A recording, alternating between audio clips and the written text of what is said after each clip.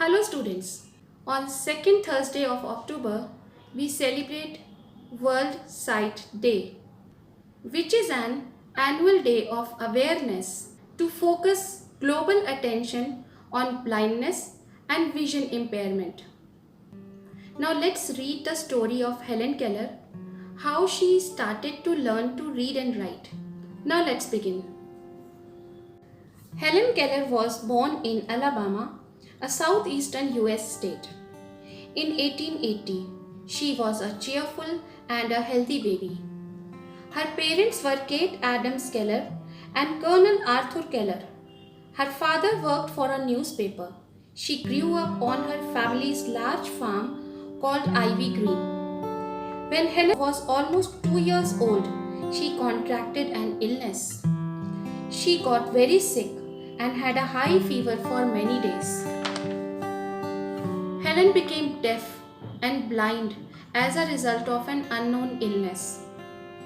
With the passage of time, Helen developed her own method of communicating with the people around.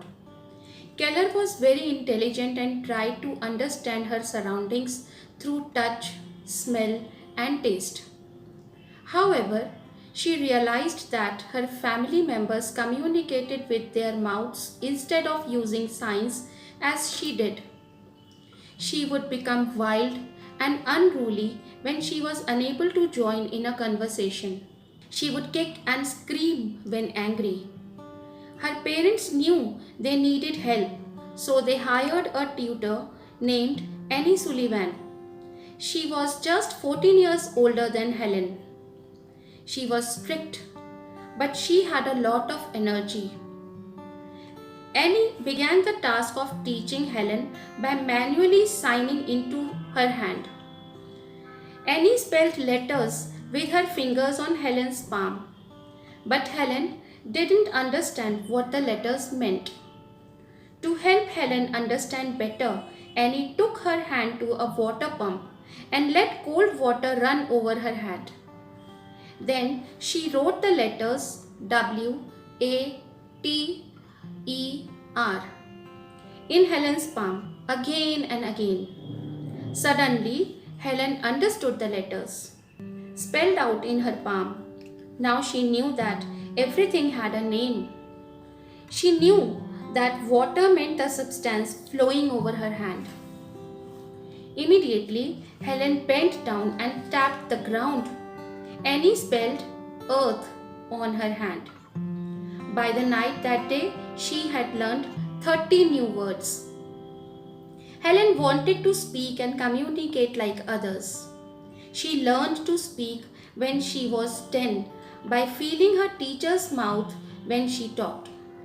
Helen later learned to read books in Braille. People often found it hard to understand her, but she never gave up trying.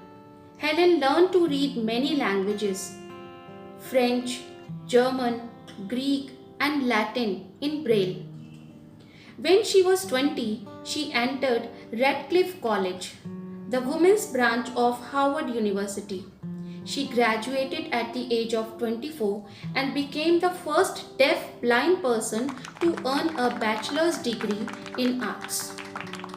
She was determined to stay connected with people and the world around her. So with great effort, she learned to speak. She became so good that she started giving lectures and speeches about her life. With the help of Sullivan, she wrote her first book, The Story of My Life. It covered her transformation from childhood to a 20-year-old college student. Her first book was translated into 50 languages. She became a renowned author and speaker. She traveled to 25 countries, spreading awareness and talking about deaf people's problems. Keller wanted to support other people suffering from blindness. In the year 1915, she co-founded the Helen Keller International Organization dedicated to fighting causes of blindness and poor health. The organization is still active in 22 countries around the world. Helen also inspired many works of art including 2 Oscar-winning movies, and received many honors for her accomplishment, such as the Presidential Medal of Freedom, the highest honor that an American civilian can receive. She died in her sleep in 1968. Helen did not let her disability stop her from learning and helping others. Her life is an example of how much difference we can make with our determination and hard work. So I hope you have got an inspiration from Helen Keller's life. This World Sight Day, let us pledge to have an eye checkup and encourage others to do the same.